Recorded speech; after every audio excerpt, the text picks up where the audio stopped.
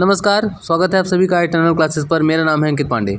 एक important news जो इस वक्त पूरी मीडिया कवर कर रही है कि प्राइम मिनिस्टर नरेंद्र मोदी ने कल एक मीटिंग के दौरान हमारे आर्म्ड फोर्सेस को कंप्लीट ऑपरेशनल फ्रीडम प्रोवाइड कर दिया है, जिससे वो डिसाइड कर सकते हैं मोड, टारगेट्स और टाइमिंग। कहने का मतलब ये है कि अगर पाकिस्तान की तरफ से कोई भी एक्शन होता है तो उसके लिए हमारा मोड मतलब किस तरीके से हम उनको हैंडल करेंगे, टारगेट्स क्या क्या टारगेट्स होंगे वो भी डिसाइड करने का जो राइट है वो भी दे दिया गया है आर्म फोर्सेस को, और साथ ही साथ टाइमिंग किस टाइम पे करना है वो इसकी फुल कैपेसिटी है ना, फुल जो कंप्लीट फ्रीडम है वो दी गई है हमारे आर्म फोर्सेस को। तो कल की मीटिंग में आपको याद रखना है डिफेंस मिनिस्टर हमारे राजनाथ सिंह जी शामिल हुए, NSA national security adviser Ajit Doval ji शामिल हुए, chief of defence staff general Anil Chauhan और हमारे तीनों आर्म फोर्सेस के चीफ इस मीटिंग में पीएम मोदी के साथ कल शामिल हुए। और हमको ये याद रखना है कि कंप्लीट ऑपरेशनल फ्रीडम अभी दे दिया गया है।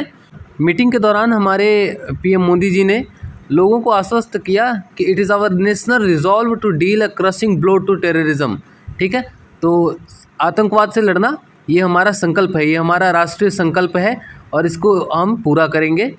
इसके साथ साथ एक एजुकेशनल कॉन्क्लेव के दौरान उन्होंने एक स्टेटमेंट दिया कि समय सीमित है, लक्ष्य बड़े हैं, we have limited time and high goals to achieve.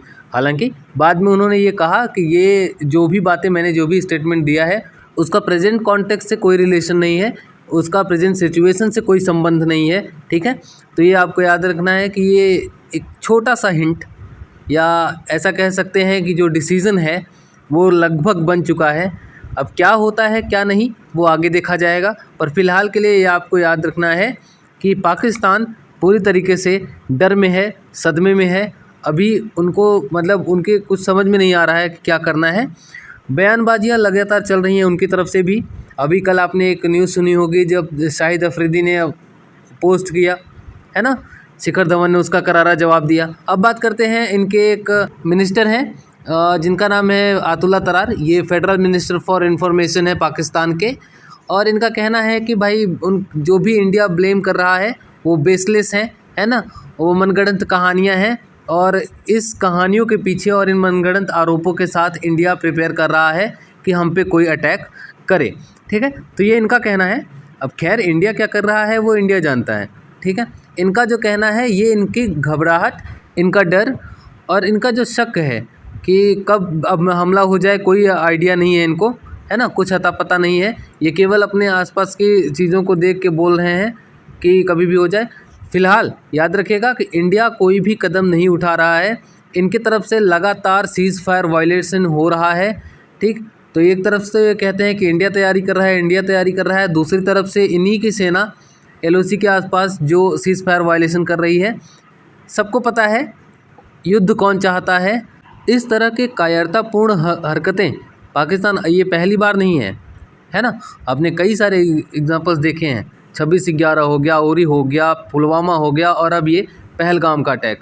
ठीक है, तो ऐसे एक पहली बार नहीं है जब पाकिस्तान ने ऐसी हरकतें की हैं, और अब ज़रूरी है ये कि इनको उन्हीं की भाषा में समझाया जाए।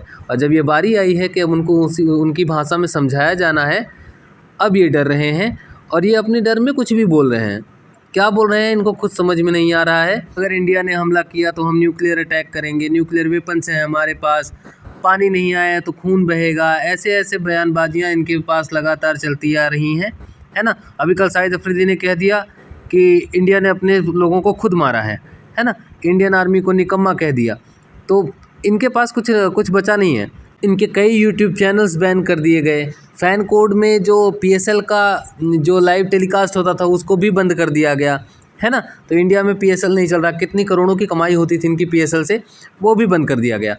इनके डिफेंस मिनिस्टर, यहाँ तक कि इनके जो डिफेंस मिनिस्टर हैं उनका जो क्या बोलते हैं इसको, ट्विटर अकाउंट जिसको अब एक्स बोला जाता है, वो भी अब इसको हटा दिया गया, वहाँ से भी बैन हो गए। तो इनके पास कुछ बचा नहीं, ये सब इनका फ्रस्ट्रेशन बोल रहा है। और फ्रस्ट्रेशन में आके चिढ़ के ये लोग कुछ भी बातें बोल रहे हैं, जो बिना सर पैर की बातें। ठीक है, कल इनके डिफेंस मिनिस्टर का एक ट्विटर पे इंटरव्यू हुआ, इस्लामाबाद से उन्होंने इंटरव्यू दिया, उसकी स्टेटमेंट आप देख लीजिए।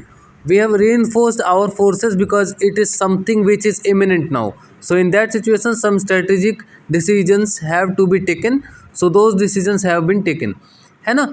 इसका मतलब समझ रहे हैं आप। इनका कहना है कि हमने अपनी फोर्सेस को आगे बढ़ाया है या मजबूत किया है क्योंकि हमको लगता है कि इंडिया कोई अटैक की तैयारी कर रहा है और जब भी ऐसा सिचुएशन आएगा तो हमको भी कुछ डिसीजन लेने पड़ेंगे, ये इन्होंने इंटरव्यू में कहा। अब इनके पास कोई सोर्स नहीं है ना। सीज़ फायर वायलेशन ये कर रहे हैं, मतलब इनका कहना ये है कि हम सीज़ फायर वायलेशन करते रहें, हम गोलियाँ चलाते रहें, आप चुपचाप गोलियाँ खाते रहें। भाई एक्शन करोगे तो रिएक्शन देखने को मिलेगा, है ना। तो अब इंडिया अगर रिएक्शन दे रहा तो इनको लगता है कि तैयारी कर रहा जंग की, इतने दिन से ये कर रहे हैं जो, उसको तो तैयारी, उसको जंग थोड़ी कहते हैं, है ना। वो तो अच्छा काम है ना, तो वो अच्छा काम है। और जो हम इंडिया अगर रिएक्शन दे रहा है तो वो बुरा काम है। तो वो अगर इंडिया रिएक्शन देता है तो वो जंग की तैयारी है, ऐसा इनका मानना है। डिफेंस मिनिस्टर ख्वाजा मोहम्मद आसिफ, तो इन्होंने ये स्टेटमेंट दिया। पूरा वर्ल्ड मीडिया भी इसको कवर कर रहा है। तो न्यूयॉर्क टाइम्स का ये है कि India seems to be building its case for striking Pakistan. सारा वर्ल्ड मीडिया, है ना, लगभग हर जगह आपको ये न्यूज़ देखने को मिल जाएगी, ठीक है। तो ये आज की एक इम्पॉर्टेंट न्यूज़ जो कल से हमको डिसीजन लिया गया और हमारी सभी आर्म्ड फोर्सेस को ऑपरेशनल फ्रीडम दे दी गई है हमारे पीएम की तरफ से कि आप अपने हिसाब से मोड, टाइमिंग और टारगेट्स डिसाइड कर लीजिए, जो भी आपको करना है।